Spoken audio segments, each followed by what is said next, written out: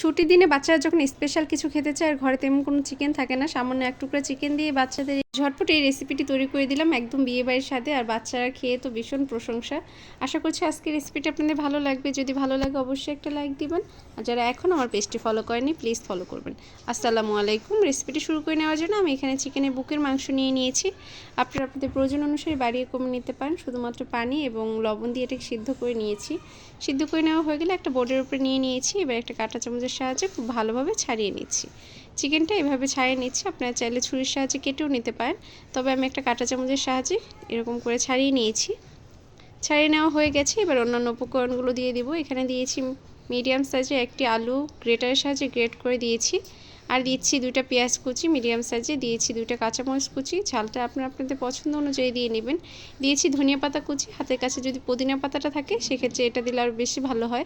এরপর দিয়েছি 1 চামচ পরিমাণ আদা রসুন ও জিরা বাটা, আর দিয়েছি 1/2 চামচ গরম মশলা বাটা।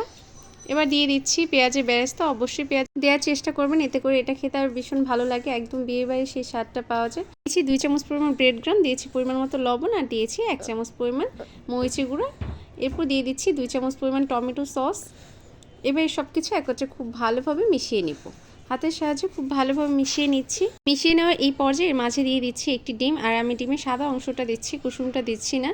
চাইলে কুসুমটাও দেওয়া যায়, তবে কুসুমটা দিলে ভেজে নেওয়ার সময় অসুবিধা হয়, অনেক বেশি ফেনা ফেনা হয়ে যায়, সেক্ষেত্রে সুন্দরভাবে ভেজে নেওয়া যায় না। তাই আমি শুধু সাদা অংশটা দিয়ে খুব ভালোভাবে মিশিয়ে নিচ্ছি। মিশিয়ে নেওয়ার এই পর্যায়ে দিয়ে দিচ্ছি 2 চামচ পরিমাণ কর্নফ্লাওয়ার। অবশ্যই কর্নফ্লাওয়ারটা দেওয়ার চেষ্টা করবেন, চাইলে আটাও দেওয়া যায়, তবে আমি কর্নফ্লাওয়ারটাই দিচ্ছি। কর্নফ্লাওয়ার দিয়ে আবার সব কিছু একত্রে নিয়েছি, মিশিয়ে নিচ্ছি। মিশিয়ে নেওয়া হয়ে গেছে।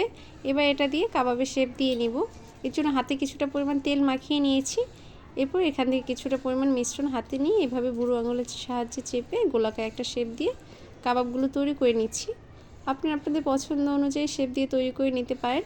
এই একই পদ্ধতিতে আমি সমস্ত কাবাবগুলো তৈরি করে নেব। কাবাবগুলো তৈরি করে নেওয়া হয়ে গেলে ভেজে নেওয়ার পালা। ভেজে নেওয়ার জন্য চুলায় একটি প্যান বসিয়ে নিয়েছি, আর তাতে দিয়েছি পর্যাপ্ত পরিমাণ তেল। তেলটা যখন গরম হয়ে এসেছে সেই পর্যায়ে এক এক করে এর মাঝে ছেড়ে দিচ্ছি। এবার একটি কাঁটা চামচের সাহায্যে উল্টে পাল্টে এগুলোকে ভেজে নেব। চুলা আঁচটা মিডিয়ামে রেখে উল্টে পাল্টে সময় নিয়ে ভেজে নিচ্ছি, এতে করে খুব সুন্দর একটা কালার আসবে এবং খেতেও ভালো লাগবে। যে কোনো কিছু সময় নিয়ে ফ্রাই করে নিলে সেটা দেখতে এবং খেতে দুটোই ভালো লাগে। যখন খুব সুন্দর একটা কালার চলে আসবে সেই পর্যায়ে তেল ছড়িয়ে তুলে নেব। আর দেখি বুঝতে পারছেন কি সুন্দর একটা কালার এসেছে, মাশাআল্লাহ। এই পর্যায়ে ভাজা হয়ে গেছে। এবার এগুলোকে তেল ছড়িয়ে তুলে নিচ্ছি।